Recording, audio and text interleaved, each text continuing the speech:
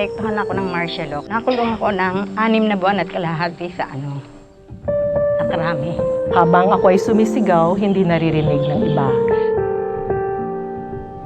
Kunting kibot lang, nagkaroon ako ng kaso. I was a rape victim. Doon din ako nakaramdam ng talagang mababa ang tingin ng lipunan ng mga kalalakihan sa babae.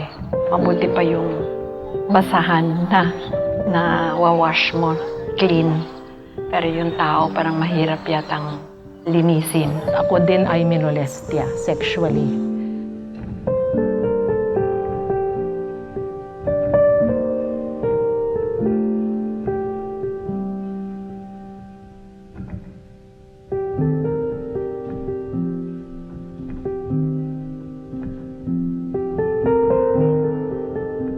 Unang-una, ang libingan na ito ay itinalaga para sa mga bayani. At hindi namin kailanman maituturing si Marcos bilang isang bayani. Sa dami ng pagpapahirap niya, ilang dekada na pinahirapan niya ang ating bansa, ilang libo ang kanyang ipinapatay at ipinakulong. Paano natin siya tatawaging isang bayani?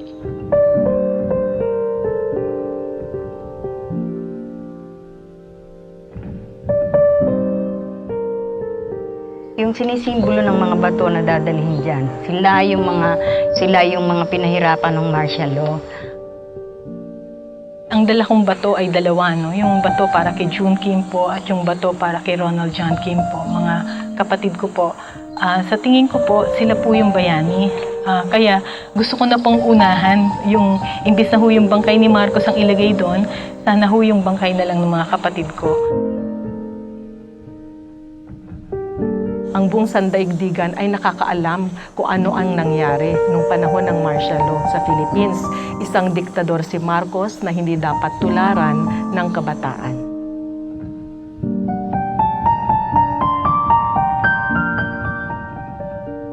Sana po maulit ng ibang tao, Sana magawa nila itong pag-aalay ng mga bato na may pangalan ng mga martyrs and heroes kung saan-saan nagkaroon po ng struggles against the dictatorship nung panahon na yon.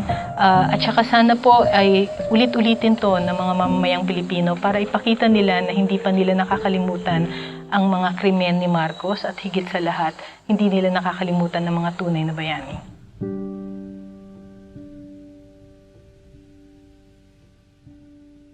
Sana mas dumami pa tayo para maging malinaw at maging matatag ang ating pakibaka laban kay Marcos noong panahon na yon. Kaya ngayon, tutulan natin.